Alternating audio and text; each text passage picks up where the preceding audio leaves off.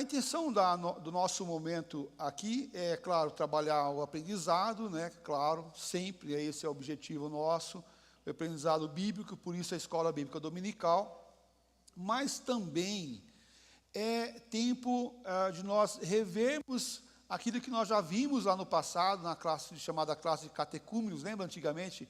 É dado muito esse nome, né? É um nome que eu não gosto muito, porque para muitas pessoas não tem muita referência, né? O que é essa classe, né? Não, é a classe de catequese, de ensinar, de ensino, de doutrina, né? Lembra que os jesuítas faziam isso com os índios, catequizavam os índios no começo. Esse é um processo de ensinar.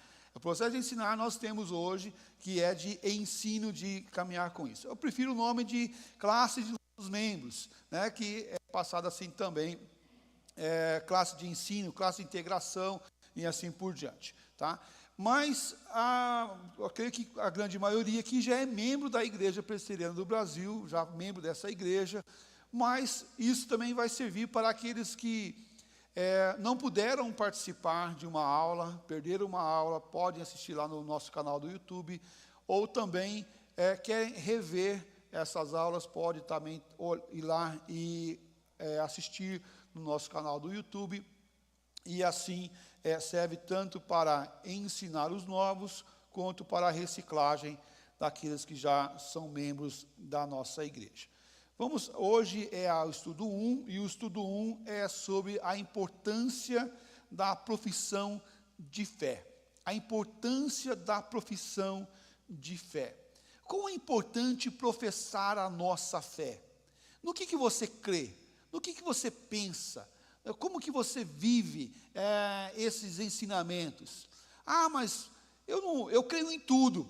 Quem crê em tudo não crê em nada, né? Quem crê em tudo não crê em nada. Se você pega lá uma pessoa e fala assim, não, eu sou um bom funileiro, eu sou um bom mecânico, eu sou um bom eletricista, eu sou um bom construtor, eu sou um bom e um monte de coisas assim, tudo que você fala ele é bom.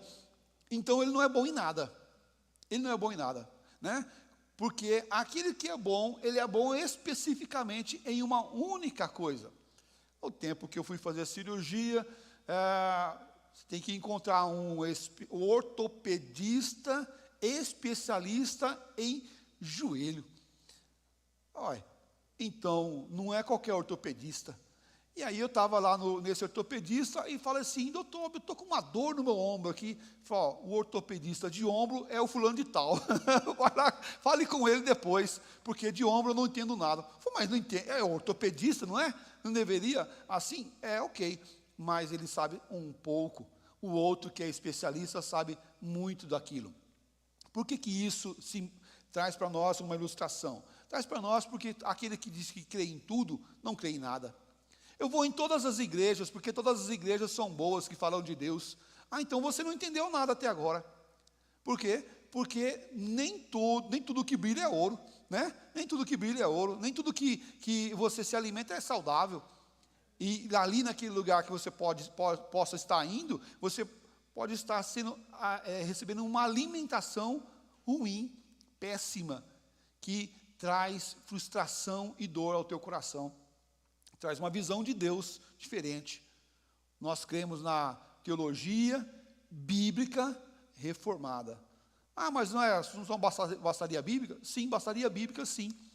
Mas como tem muitas teologias bíblicas aí afora, nós nos denominamos como os reformados, aquele que olha exclusivamente para o texto bíblico, o que ele está falando, o que ele estava dizendo e o que isso tem para a nossa vida hoje, no seu contexto, dentro do texto, contexto e assim por diante. O plano de Deus é salvar o homem, e isso inclui uma organização para reunir o seu povo, família, nação, e lá, lembra antigamente, nação de Israel e a igreja.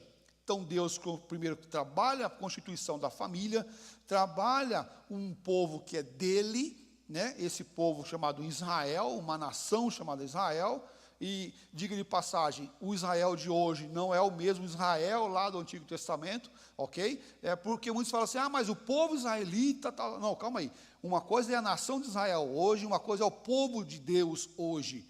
que é diferente, tá? É diferente. A salvação não é mais por ser de uma nação, agora é a salvação, e sempre foi, através de Cristo Jesus, que veio morrer naquela cruz para nos salvar. A salvação não é porque eu nasci em um berço cristão, ou porque eu sou filho de presbítero, filho de pastor, filho de diácono, filho de crente, né? Já no meu caso, a 5ª geração de presbiteriano, né? Meus filhos são a 6ª geração de presbiteriano, mas se não tiver Jesus no coração, não é salvo, não adianta nada, não adianta nada, não adianta ser, né, de uma igreja, você tem que ser de Cristo, ter a salvação de Cristo na sua vida.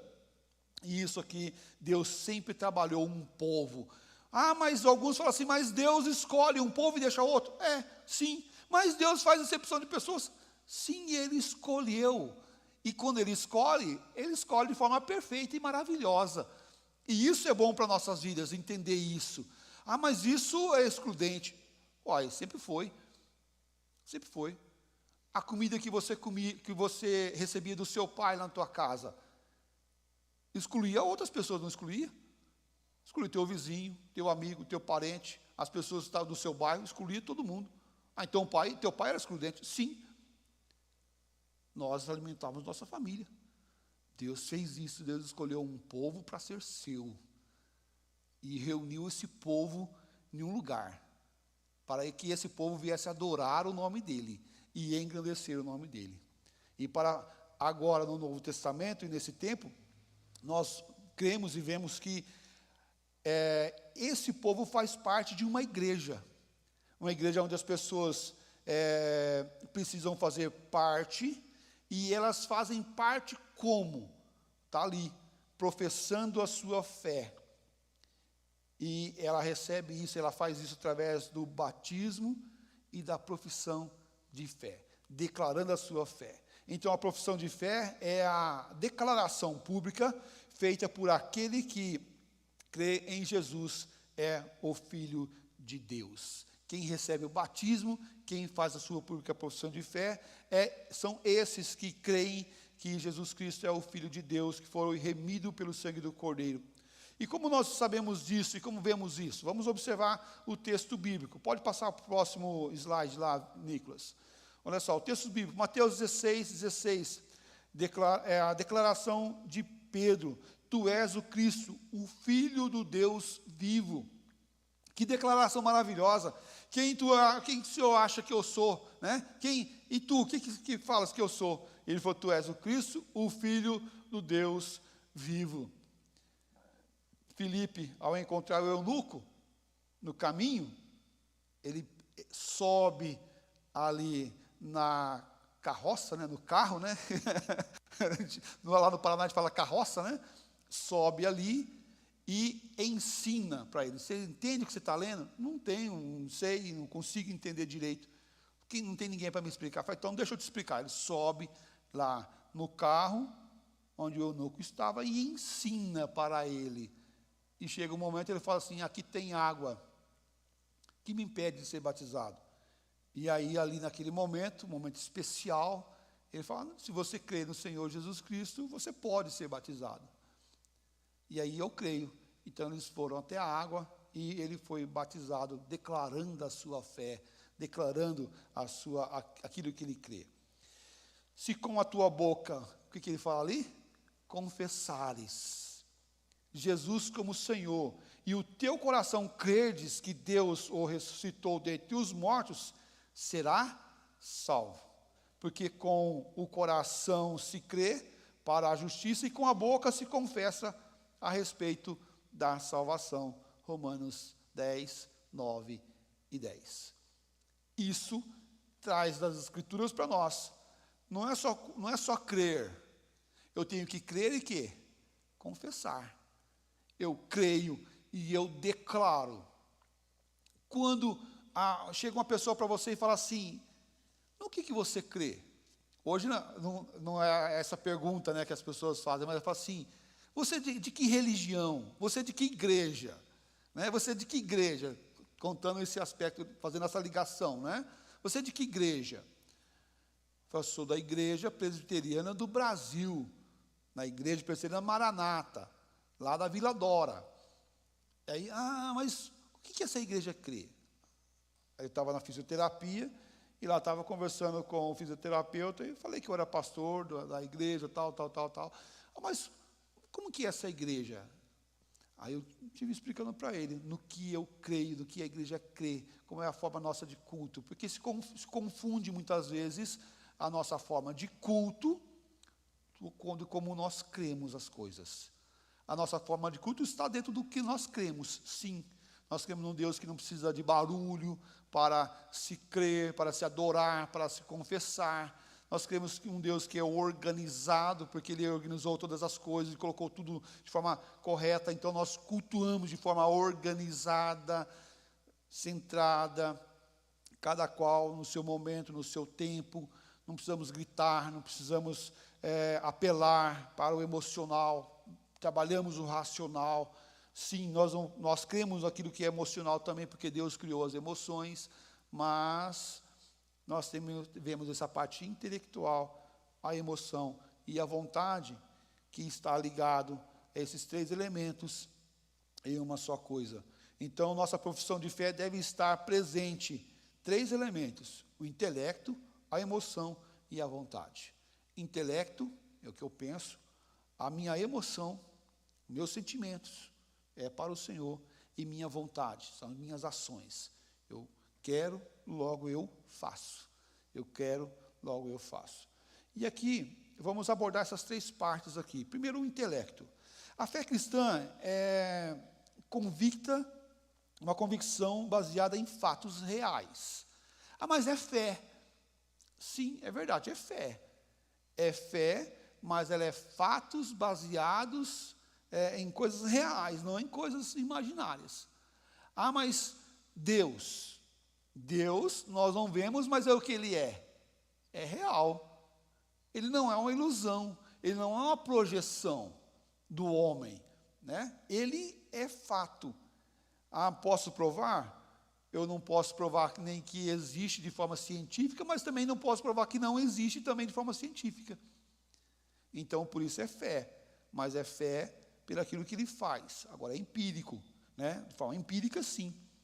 Nós podemos ver que Ele age em nossa vida, age em nosso coração e age na vida da igreja. Então, aqui nós não estamos trabalhando uma parte de uma fé sem razão, uma fé sem a certeza.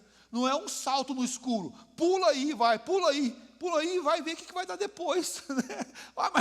Vai que não tem nada do outro lado, você pulou no escuro. Então, é uma fé insana. Nós não temos uma fé insana. Nós temos uma fé com o quê? Com a base bíblica, e por isso ela é bíblica, ela é racional. Eu penso, eu olho, eu vejo que a Bíblia, ela foi trabalhada e escrita por em torno de 1.600 anos, tendo 66 livros, por em torno de 40 autores, em 3 línguas. Não é português não, tá, gente? A Bíblia não foi escrita em português. Muitos acham que a Bíblia foi escrita em português, né? Hebraico, aramaico e grego. Hebraico e aramaico no Velho Testamento, e o grego koineu, o grego simples, no Novo Testamento. Os 27 livros do Novo Testamento. 40 autores, 1.600 anos. Aí eu falo para você, tem um irmão aqui que é formado em Direito, né? Olha só, o senhor formou quando, irmão? Quando? 2001. Bênção, 2001. Então tem 23 anos.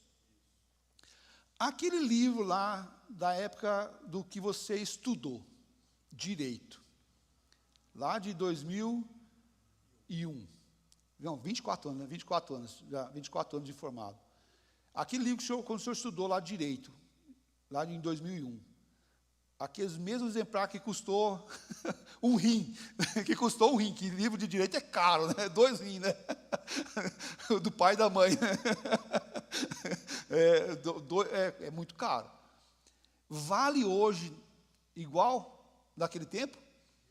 De jeito nenhum. Mas como? Passou. Deu 5 anos, aquele livro ficou desatualizado. E olhe lá se não foi antes ainda. Ficou desatualizado. Já não vale mais aquela enciclopédia gigantesca que tu comprou lá naquele período. O que eu estou trazendo com isso?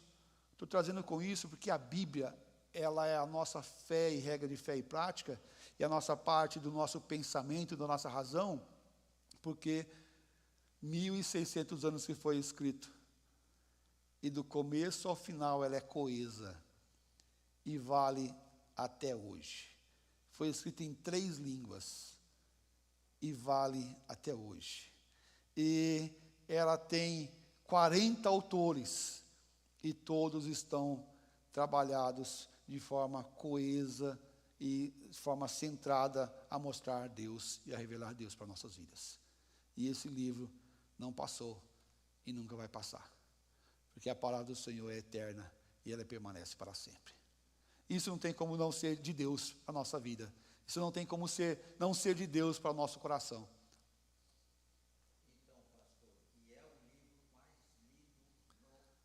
É o livro mais lido do mundo. Verdade, irmão. Verdade, com certeza.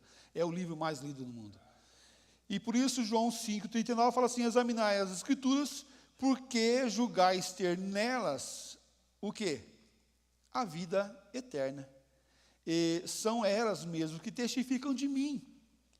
É as Escrituras que é a nossa centralidade. E quando nós olhamos, nós somos calvinistas reformados, não é porque nós cremos no Calvino, não, nós cremos na interpretação que ele trabalhou para a nossa vida, a interpretação bíblica do texto, os princípios de interpretação bíblica.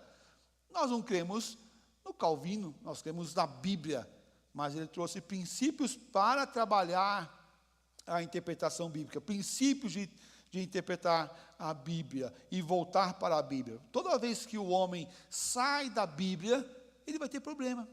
Toda vez que ele fala, não, mas assim é melhor, assim é mais contextualizado, assim está de forma mais moderna, mais adaptada ao nosso tempo, vai ter problema. Vemos muitas igrejas hoje trabalhando o quê? O ministério feminino na igreja, como pastor, como diácono, como presbítero, como pastora, no caso, né? Mas calma aí, a Bíblia permite isso, a Bíblia fala disso, a Bíblia não fala, a Bíblia proíbe. Então, por que faz? Faz porque está desobedecendo a ordem bíblica. A mulher tem o seu papel no ministério, e é bênção do Senhor, né? Ela tem o seu papel na igreja, o seu ministério na igreja, e ela é bênção também na igreja, abençoa muito a igreja e o reino de Deus, mas não nisso que não foi dado à mulher. Somos chamados a crer naquilo que Deus revelou em sua palavra. Por isso, quem deseja ser membro da igreja precisa ter conhecimento dos pontos fundamentais da fé cristã, não deixando de lado a fé cristã para nossas vidas, mas pelo contexto dessa fé maravilhosa que enche nosso coração. Mas também nós temos a emoção, que é o próximo slide. Conhecer Jesus, no sentido bíblico, implica em ter experiência com Jesus de alegria, tristeza, amor, paz e assim por diante, etc. Mas como que é isso? Se nós trabalhamos o intelecto, trabalhamos o intelecto, mas esse intelecto, o que ele faz? Ele trabalha minhas emoções. Quando eu olho na Bíblia e vejo que sou pecador, o que isso trabalha, então, na minha emoção? Que eu peco, trabalha a tristeza. Porque qual que é a alegria daquele que foi salvo? E a alegria é a emoção, né? É agradar aquele que te salvou. Pensa assim, você está completando um aniversário e veio lá um irmão, um parente, um amigo e te deu um presente. Presente que você gostava, que você queria muito. O que vem no teu coração? Obrigado pelo presente. Só isso? Só no intelecto? Não, tem uma parte emocional aqui. Qual que é a parte emocional? Alegria, satisfação, né? Olha, muito obrigado pela tua consideração à minha pessoa, né? E assim por diante, é alegria. Deus te deu a salvação. O que vem para nós? Um sentimento de alegria. Quando eu tenho o pecado, eu peco e tenho a consciência do pecado, trabalhado através da palavra do Senhor, o que causa isso no meu coração? A dor, a tristeza. Mas quando eu recebo o perdão, vem o que de volta? A alegria. E aqui há uma confusão, muitas vezes, na cabeça das pessoas, que é o processo de, quando peca, ele não perde a salvação, mas ele perde a alegria da salvação. Quando está em pecado, ele perde a alegria da salvação, não perde a salvação. Que uma vez salvo, permanece salvo até o final. Mas ele perde a alegria que tem o salvo por causa do pecado na sua vida. Davi, quando ele pecou, ele perdeu essa alegria da salvação. E ele fala assim: enquanto eu calei os meus lábios, envelheceram os meus ossos pelos meus constantes gemidos. Ele estava tendo uma dor profunda, uma emoção profunda do seu pecado na sua vida. E enquanto ele calou, enquanto ele se aquietou, envelheceu os seus ossos. A parte emocional, ela é importante na nossa vida. Nós nos apaixonamos, nós amamos, nós sentimos até raiva, muitas vezes, ira, é a parte do sentimento. Nós somos movidos por amor, por paixão já fizeram guerras, por paixões já levantaram reinos contra reinos. Sim, é verdade. Mas nós não devemos demonizar a emoção. Pelo contrário, colocar toda a nossa emoção diante do Senhor para ser trabalhada, para ser moldada. As pessoas vão se emocionar de maneiras diferentes, mas assim elas devem olhar o cuidado do Senhor e trabalhar essa emoção para a bênção do Senhor. Cuidado, amor faz parte das emoções, das nossas emoções, mas a intensidade do nosso amor a Deus não pode ser medida pela intensidade das nossas emoções. O que evidencia a intensidade do nosso amor por Jesus, não só as nossas emoções, mas são os nossos atos, como nós fazemos e por que nós fazemos. E nossos atos é nosso próximo ponto. Ele fala sobre a vontade. Próximo slide. Isso, a vontade. O que é a vontade? É os atos, aquilo que nós fazemos. Nós temos uma frase no aconselhamento bíblico que fala assim: por que você faz o que você faz? Você faz o que você faz porque você quer o que você faz. Então, essa vontade leva ao meu fazer, à minha realização. É o que leva a pessoa a querer algo e se comprometer com aquilo que crê. Eu creio em Cristo, que me salvou, eu creio na palavra de Deus, que é a Bíblia, que é a palavra de Deus. Então eu faço o quê? Eu confesso, eu ajo, eu vou à igreja, eu evangelizo, eu colaboro com o reino do Senhor Jesus Cristo, fazendo alguma atividade, eu colaboro financeiramente, eu colaboro em oração, dedicação, fazendo as coisas à vontade. Olha Lucas 9, 23. Se alguém quer vir após mim, ele não fala só creia, ele não fala só creia, só tenha essa fé no teu coração. Ele fala de uma ação. Qual que é a ação? A si mesmo se negue, dia a dia, toma a sua cruz e siga-me. Tudo isso está na parte da ação. Se você crê, é racional. Isso aqui é racional. Então, você crê, teve o racional pensando, e você entendeu isso, então, tenha uma ação. Qual que é a ação? Negar a si mesmo. Primeira ação, nega a si mesmo. Segunda ação, mas essa ação de negar a si mesmo, ela não é um único momento, mas ela é constante. Ele fala, nega a si mesmo dia a dia. Então, é negar a si mesmo todos os dias. Toma a sua cruz e faça o quê? Siga-me. Tem uma ação. A ação diária de negar a si mesmo, tomar a cruz e seguir Jesus. É uma ação do dia a dia que o crente deve fazer. O verdadeiro cristão é aquele que tem o compromisso com Jesus. Não é apenas dizer, eu aceitei Jesus porque o pastor lá falou que quem queria aceitar Jesus erguia a mão. E eu ergui a mão, então eu aceitei Jesus. E ponto, mais nada. Ficou só nisso. Eu fui lá na frente, lá quando o conferencista lá falou para aceitar Jesus, eu fui lá na frente, chorei, pedi perdão e ponto. Tá, mas o que mais aconteceu na sua vida? Ficou só nisso daí? Ou teve uma ação do dia a dia, um compromisso com Cristo Jesus? Foi levado a uma busca maior? Próximo slide, fala assim, a profissão de fé não salva, e muito menos o batismo. Ela não vai salvar. O que salva é a nossa fé em Cristo Jesus, que deve ser confessada. Mas aquele que tem fé nesse Salvador e Senhor da sua vida, esse agora confessa publicamente, tem um compromisso com o reino de Deus, um compromisso com a igreja do Senhor Jesus Cristo, um compromisso com o reino de Deus. Que só pensa assim, se a tua esposa, se o teu marido falasse para você, eu lhe amo, ama, então o que nós vamos fazer? Vamos casar. Ele falou, não, eu lhe amo, mas eu não quero casar. Eu só quero lhe amar por hoje. Falei, então, que amor é esse? Que amor é esse? Né? Não é amor nenhum. Ou só quando ele está precisando de algo. Preciso pagar a conta de luz, então eu vou amar aquela pessoa. Preciso que alguém me leve ao médico e pague o médico para mim, então eu vou amar aquela pessoa. Isso é amor? Não, isso é quê? É interesseiros, né? É os interesseiros, né? E nós o que fazemos? Nós abominamos essas pessoas. Ela fala, nossa, a pessoa é interesseira. Ela só vem atrás de mim quando ela precisa de mim, porque quando ela não precisa de mim, ela me esquece, né? Ela me esquece.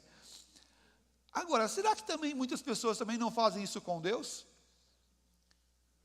Só vai atrás do Senhor quando está doente, quando tem um filho doente, quando está faltando um emprego, quando está com alguma dificuldade. Eu não estou falando que você não tem que vir ao Senhor Jesus nesse momento.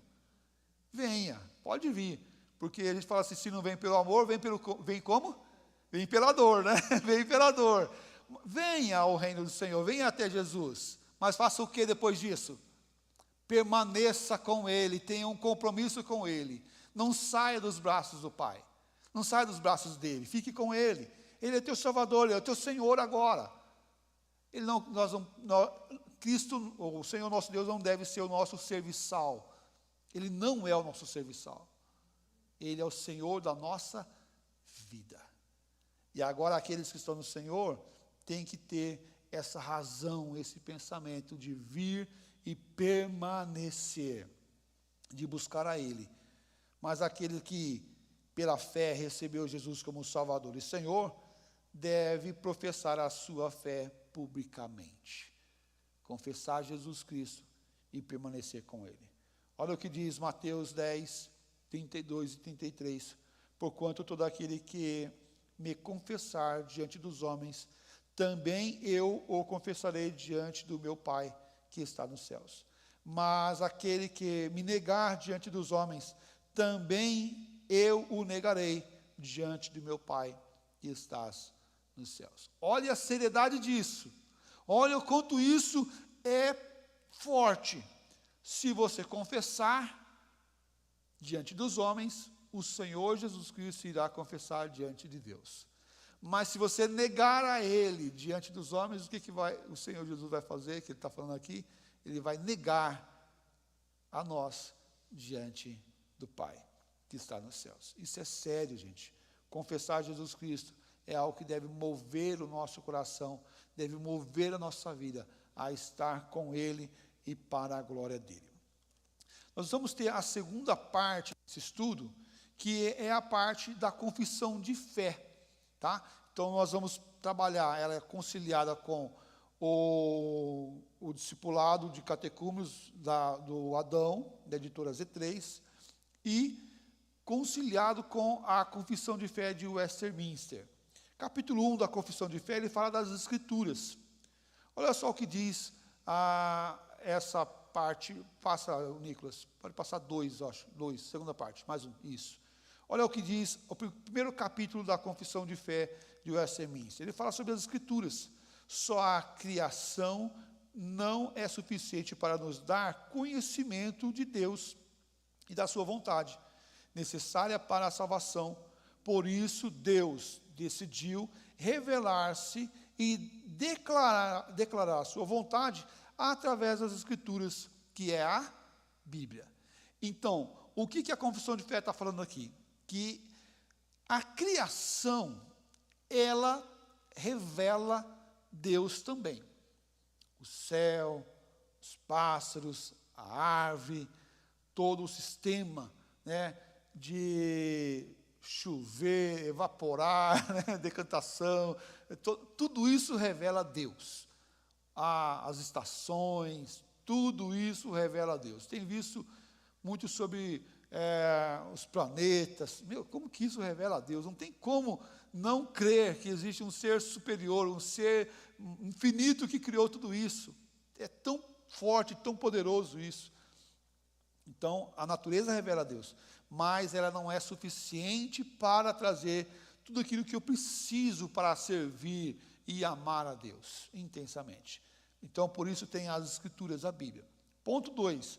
As Escrituras influenciam livros do Antigo, incluem, livros do Novo e do Velho Testamento, e constituem regra de fé e prática. O que nós falamos que a Bíblia é? A Bíblia ela é a regra da nossa fé e da nossa prática. Então, eu não sei o que eu tenho que fazer. O que eu tenho que fazer então? Vou lá na Bíblia. Mas eu vou perguntar para fulano de tal, vou perguntar para ciclano de tal. Ok, ajuda também. Mas aquela pessoa não pode ir contra o que a Bíblia diz. Então, conhecer as Escrituras é importantíssimo. Errais porque não conheceis as Escrituras e nem o poder de Deus. O povo do Senhor peca por isso, por não conhecer as Escrituras. E nós precisamos conhecer as Escrituras porque era a nossa regra de fé e prática. Diga de passagem, esse foi o principal motivo da reforma protestante, por exemplo. Voltando a igreja para as Escrituras. Deixa de pagar pela salvação, porque a Bíblia não fala isso.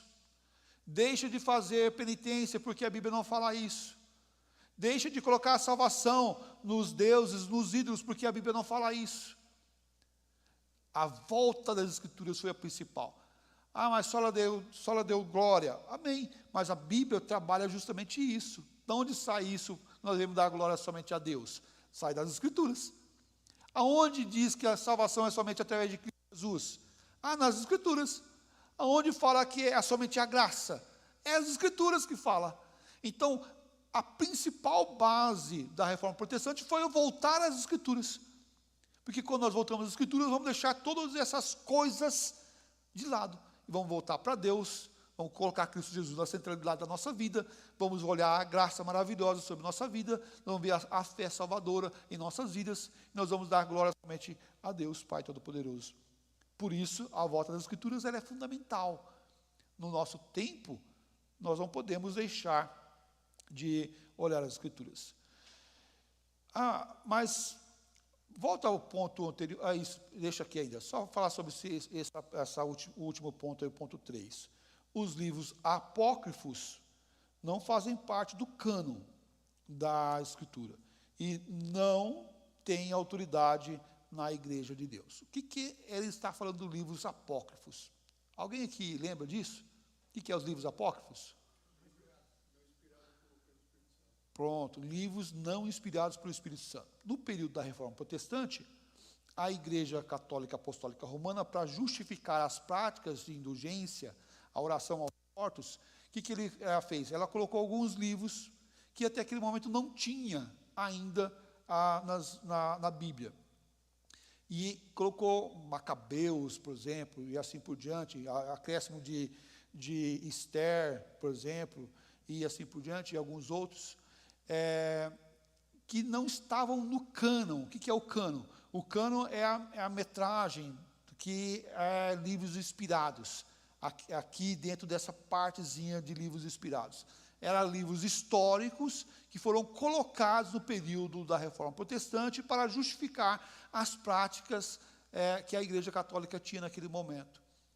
E isso serve para nós entender o quê? Que aqueles livros eles são históricos, mas não são inspirados. Até tem algumas Bíblias católicas que está escrito assim, esse livro essa Bíblia contém os livros apócrifos, aqueles que foram colocados posterior para justificar a sua parte, a prática de indulgências, por exemplo. Nós não cremos que eles são livros inspirados por Deus, nós não cremos, porque eles vão contra outra parte da Escritura. Então, para ser inspirado por Deus, tinha que ter algumas características. Qual que eram as características que eles analisaram para ver se era inspirado ou não inspirado? Primeiro, do que ele fala? Qual que é do que ele está dizendo? Segundo, ele vai contra outros ensinamentos que a Bíblia, que os outros livros já considerados como livros canônicos, livros corretos, falavam. Vai. Então, ele não é um livro inspirado, porque na Bíblia não pode ter contradição. Você não pode ter um lugar que fala assim, não adore ídolos, em outro lugar mostrando uma prática de adoração. Seria um contrassenso. Né? Seria um contrassenso. Mas lá não estava falando que não podia adorar, por que aqui está falando que está adorando? Então é um contrassenso, tem alguma coisa errada. Então esses livros mostravam uma prática de adoração, de feitos que não eram aprovados pela Bíblia, pelos outros livros considerados canônicos, né, que nós temos assim. Por favor. Tobias, Judite, 1º e 2º Macabeus, Sabedoria de Salomão, Eclesiásticos e Baruque, olha aí, Eclesiásticos, está aí Tobias, tem mais o acréscimo ainda de, me ajuda aí, tem Esther, tem 2 acréscimos que tem também nesse conjunto aí também. Coloca aí, acréscimos da Bíblia católica, vai estar aí, agora me falha a memória. Olhando isso, nós vamos observar que a Bíblia tem essa autoridade sobre nossas vidas. A Bíblia, a palavra de Deus, ela tem autoridade da Escritura, e ela não depende do testemunho do homem, mas ela depende do quê? Somente de Deus, que é o seu autor. Estou já no próximo slide, tá? Ponto 5, a certeza dessa autoridade provém de operação interior do Espírito Santo, que através da palavra testifica em nosso coração. Nós cremos que a palavra, o próximo ponto vai falar sobre isso. Tudo que Deus quis revelar ao homem, sua glória, salvação, fé, vida do homem, está declarado nas Escrituras. E nada precisa ser acrescentado. Ela é suficiente. Ah, mas a Bíblia precisa ser complementada com isso daqui, precisa ter um outro livro lá. Não, a Bíblia é suficiente. Ah, por que então nós temos os crédulos? A confissão. Nós temos porque ela nos ajuda a interpretar a Bíblia, mas ela sai da Bíblia para nós. Ela não é suficiente em si própria. Ela não tem autoridade em si própria, ela tem autoridade bíblica. Então ela sai da Bíblia. Nós cremos que a palavra do Senhor Deus, que a Bíblia ela foi inspirada por Deus. O que Deus fez? Deus foi lá e inspirou homens a escrever a palavra do Senhor, a colocar tudo ali. E o homem colocou na sua linguagem. Por isso nós vamos ver Mateus, Marcos, Lucas e João escritos de forma diferente. Mas não é o mesmo Deus que inspirou? Sim. Mas com a linguagem de cada um, Deus respeitando cada um, dentro do querer dele. Mas se você for observar os 4 livros, os 3 mais corretos, os 3 mais parecidos, né, e o quarto, eles não são contra, eles não são contrários, são conhecidos como livros sinóticos, são iguais, e João posterior. Mas eles foram inspirados por Deus. Deus inspirou aqueles irmãos, eles escreveram com as suas características. Você vai ver Lucas, que era médico, colocar mais palavras direcionadas que era de médico. Né? O pescador, também, assim também. Né? Todos sendo trabalhados dessa mesma forma. Mas é Deus respeitando, mas mostrando o que Ele queria e como que Ele queria. Por isso que até a palavra original ela é importante para nós. Porque Deus inspirou até a palavra a ser colocada naquele livro, até a palavra ser colocada ali naquele lugar. no capítulo, primeiro capítulo, no ponto 7, fala assim, nem tudo é explicado pela Escritura, as mais coisas que precisam ser obedecidas e cridas para a salvação, estão claramente expostas e aplicadas. O que ele trabalha aqui? Tudo que nós precisamos para a nossa salvação está na palavra.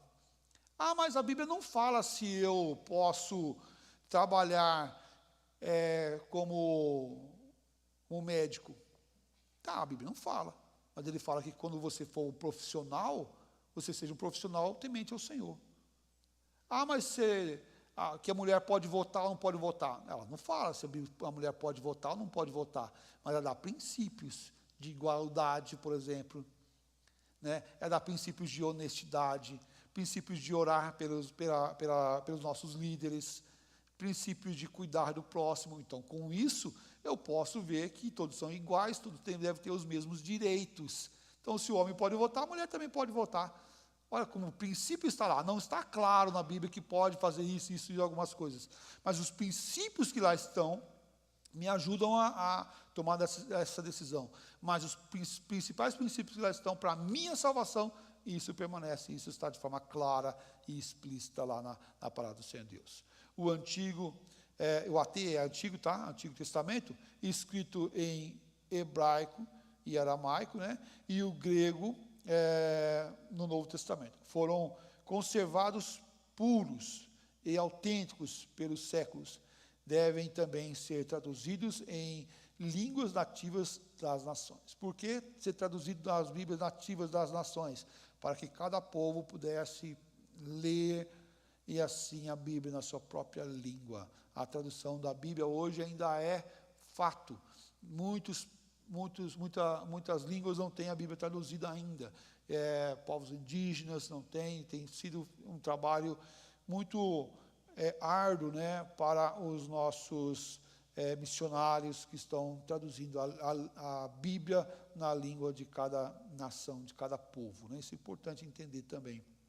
A Bíblia deve ser traduzida para que esses possam ler e assim ter essa clareza.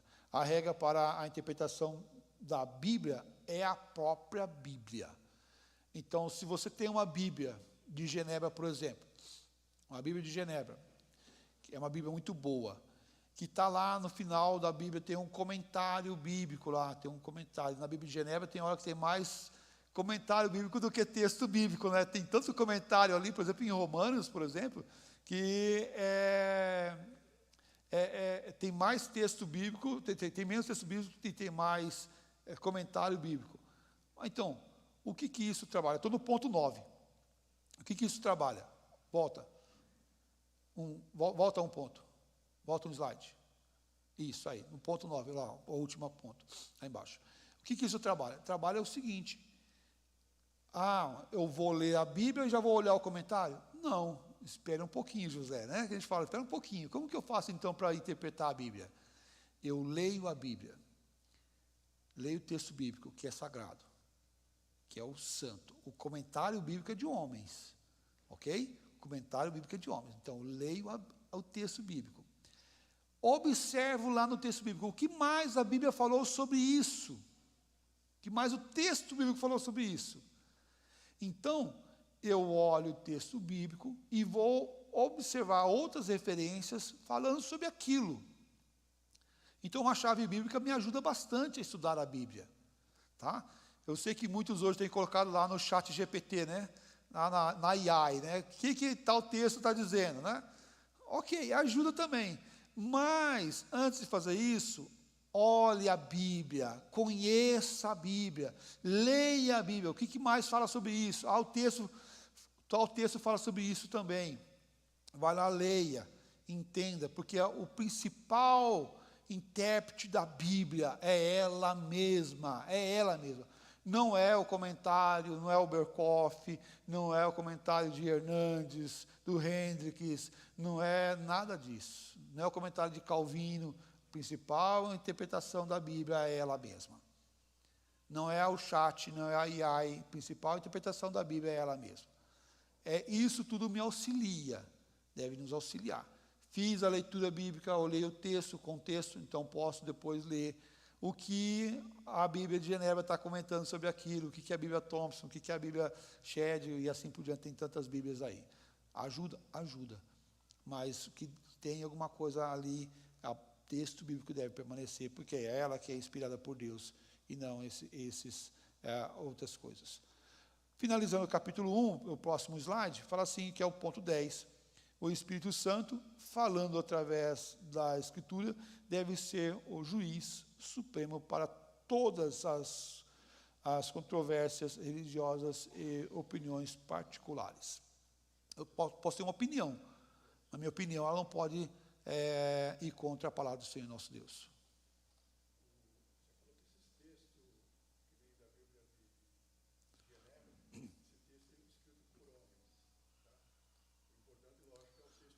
Sim. Uhum. Agora, esses textos que são explicativos da Bíblia de Genebra, eles não são inspirados, mas eles são instruídos. Sim, sim. São pessoas que, acho que, são pessoas que Deus dá sabedoria, dá instrução, Perfeito. dá poder, Sim. No caso, nós temos, se tem uma Bíblia muito boa, né, que é a Bíblia de Genebra, né, nesse aspecto aí. Essa regra vale para tudo, tá, gente? Não é só para a Bíblia de Genebra. Você tem várias Bíblias hoje aí, Bíblia da mulher, Bíblia do diácono, Bíblia do pastor, Bíblia do, né, Bíblia do não sei o quê, olha, Bíblia de estudo, qual que é essa aí? Apostólica? Indutivo? De escola dominical, olha aí. Pronto, tudo isso, Bíblia do pregador, tudo isso é importante? Mas o que eu estou falando é o seguinte, e aí eu concordo com o irmão, é um material bom, não é um material ruim, é um material bom, mas entre o comentário e as escrituras, fique com as escrituras, né? É claro que esses homens, no caso da Bíblia de Genebra, da Bíblia reformada, de tradição reformada, são muito bons, são muito bons, mas em alguns outros casos nós não temos material tão bom assim, né? Tem material ruim, péssimo, diga por passagem, mas o que deve permanecer ali é o texto bíblico, observando também que, nesse caso, cito o Berkoff, cito o Hendricks, o comentário de Calvino, o comentário de Hernandes, o comentário bíblico do Nicodemos, todos esses são irmãos muito bons, que foram instruídos pelo Senhor também, têm uma sabedoria divina, né, sobre a vida deles, têm um entendimento muito bom das Escrituras. Mas, ressalto, as Escrituras é que deve permanecer. Ela que é inspirada, ela que é santa. Porque tem gente que pega esses comentários dessas pessoas e acha que é o santo, acha que é o inspirado por Deus. Não é. Dica de passagem, até você sabe o que não é inspirado, que muitas vezes as pessoas acham que é inspirado, quando você está lendo o Novo Testamento lá, aquele cabeçalhozinho que foi colocado ali, no Novo Testamento, ele não é inspirado pelo Senhor. Aquilo foi dado um título para entendimento. Por exemplo, lá, o título ali do Filho Pródigo, a parábola do Filho Pródigo. O título Palavra do Filho Pródigo foi dado posterior, ele não é inspirado. Diga de passagem, nesse caso em especial, por exemplo, eu acho que não foi muito feliz. Porque o foco não é no filho.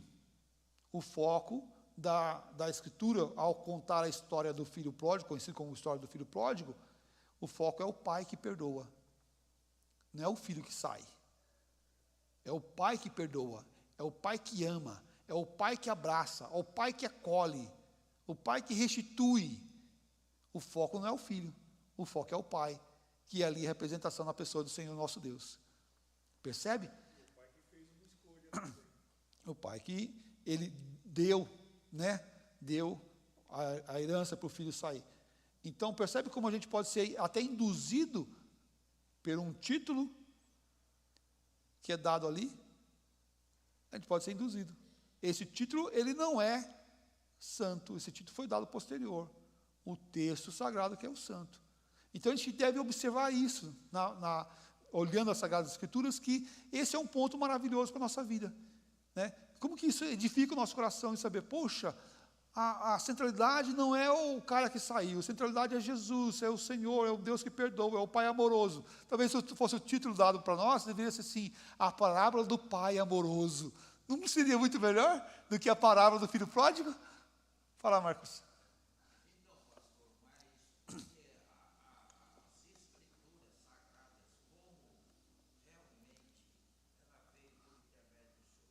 Sim. Sim. Posterior. Sim. Sim. Isso, perfeito. Aí é mão do homem. Por exemplo, já no caso de Salmos, não. O caso de Salmos já está lá o título nos Salmos, por exemplo. Então, no caso dos Salmos, já não é. Aquele título lá faz parte do texto original. Então, nos Salmos, isso é diferente. Então, assim, é importante conhecer, é importante observar. Muitos falam assim, mas a letra mata.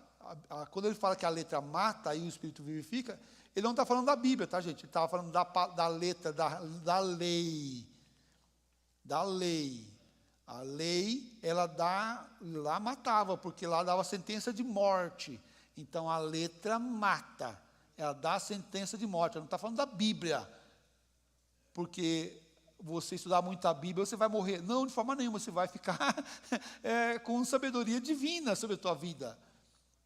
Quando as pessoas falam que a letra mata, ela está não entendendo o que a Bíblia está dizendo. Onde tiver 2 ou 3 reunidos em meu nome, ali estarei. Isso não está falando no aspecto de uma reunião de pessoas que tem poucas pessoas. Quando ele está falando de um tribunal. Se eu tiver reunido 2 ou 3, reunidos ali, falando a verdade no tribunal, ali estarei, a verdade vai estar lá. Ele não está falando de uma reunião de oração, de um estudo bíblico que tem poucas pessoas. Talvez você tenha ouvido já isso nessa conotação, mas não é. Está falando de tribunal. E no tribunal representava a verdade do Senhor Deus. E isso não justifica uma reunião que tem poucas pessoas. Por exemplo, o aspecto da palavra aqui sendo mal interpretada, por exemplo. E nós devemos olhar a palavra, a interpretação da palavra, entendendo o texto e o contexto para nós observarmos isso. Vamos orar? Ó Pai, obrigado pela Tua palavra, que é viva, que é maravilhosa, que é santa. Obrigado, ó Pai, porque homens foram levantados para trazer a Tua palavra até nós hoje, Pai.